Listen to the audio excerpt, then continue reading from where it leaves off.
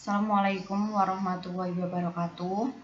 Nama saya Vera Dila Santika, NIM 19111100002562. Di sini saya akan menjawab UAS Manajemen Keuangan Lanjutan. 1. Pasar modal. Jelaskan tentang bagaimana cara kerja pasar saham. Pasar saham memberikan fasilitas yang aman dan memiliki regulasi supaya peserta di pasar saham dapat berinteraksi dengan aman serta resiko operasi yang minim. Pasar saham semacam jaringan pertukaran dan perusahaan mencatat sahamnya di bursa. Investor kemudian membeli saham dan menjualnya satu sama lain. Jelaskan pula mengenai perusahaan sekuritas, emiten, OJK, KPEI, dan KSI. Emiten adalah pihak yang melakukan penawaran umum, yaitu untuk menjual efek kepada masyarakat berdasarkan tata cara yang diatur dalam peraturan undang-undang yang berlaku. Yang kedua, OJK. OJK adalah lembaga negara yang dibentuk berdasarkan undang-undang yang berfungsi menyelenggarakan peraturan, sistem pengawasan, dan yang terintegrasi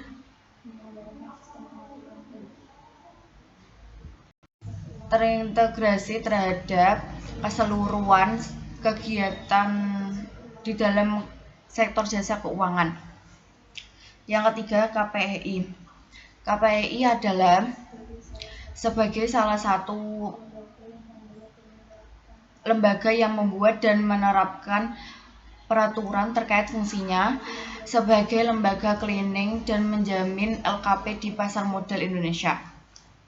Yang keempat, KSEI merupakan anggota KSRU yang memberikan layanan jasa penyimpanan dan penyelesaian transaksi efek. Nomor 2. Utang jangka panjang, saham preference, dan saham biasa. Sebutkan dan jelaskan jenis-jenis utang jangka panjang. 1. Hutang hipotek. Utang hipotek yaitu salah satu jenis hutang jangka waktu panjang yang dananya sesuai dengan perjanjian awal dan sebagai jaminan utang ini akan menggunakan jaminan harta tetap si pengaju utang. Yang kedua, hutang obligasi. Hutang obligasi merupakan salah satu hutang yang terjadi akibat dari perjanjian yang telah ditentukan dengan adanya dana turun melalui surat obligasi.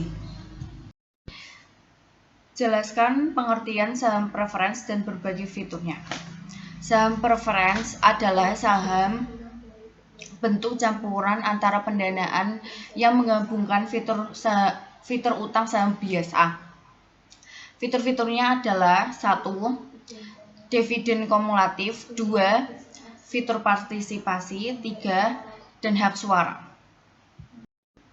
C. Jelaskan mengenai saham biasa dan hak-hak pemegang saham biasa.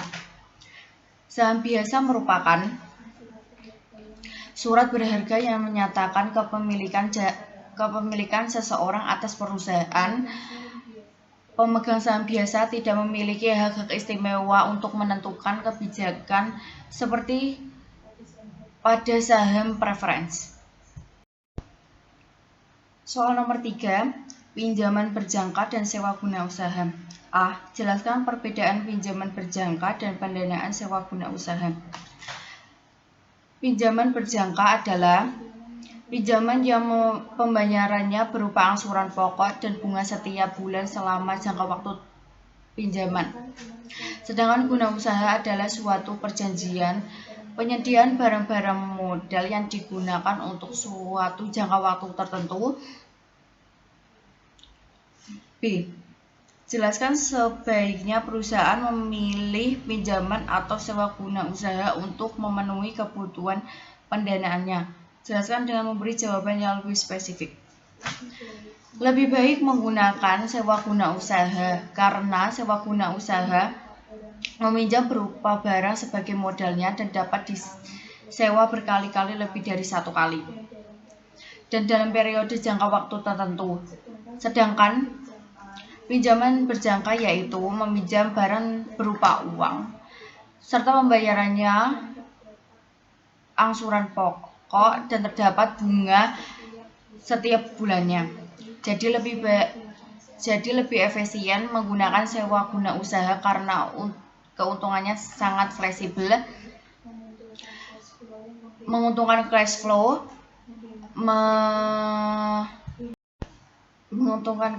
menghemat modal, dan jadi perusahaan lebih baik menggunakan pinjaman sewa usaha untuk memenuhi kebutuhan pendanaannya. 4. Risiko dan pengembalian risk and return. Berdasarkan tugas perhitungan retur menggunakan data harian pada mulai 1 Januari 2020 sampai 31 Juli 2021, hitunglah return rata-rata selama periode tersebut dan jelaskan makna dari angka tersebut.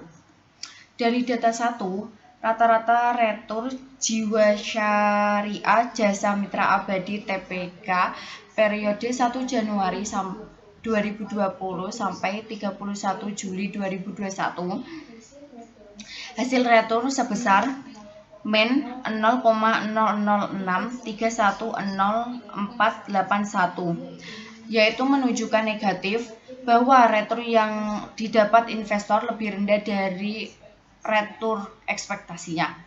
Data kedua, rata-rata return LIPO General Insurance TBK periode 1 Januari 2020 sampai 31 Juli 2021. Hasil retur sebesar min 0,00002797, yaitu menunjukkan bahwa negatif bahwa retur yang didapat investor lebih rendah dari dibandingkan retur ekspektasinya. Yang ketiga,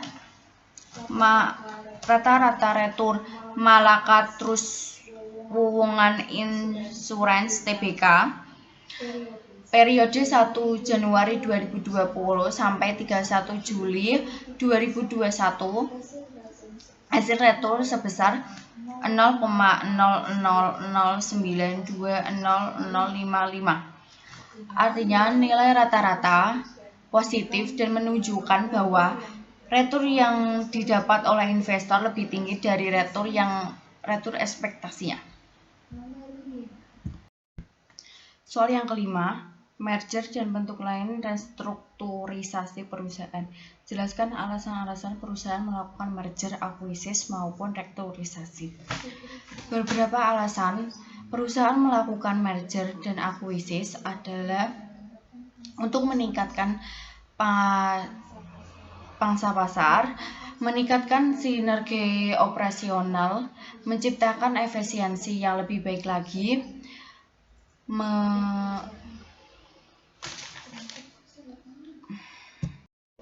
strategi ini nantinya dapat menjadi salah satu alternatif untuk memperluas usaha perusahaan.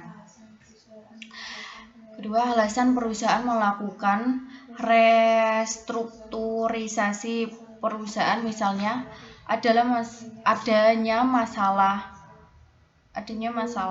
hukum, adanya tuntutan pasar, adanya masalah geografis, adanya perubahan kondisi perusahaan, adanya munculnya masalah terkait serikat pekerja, hubungan holding dan anak perusahaan, pergeseran kepemilikan.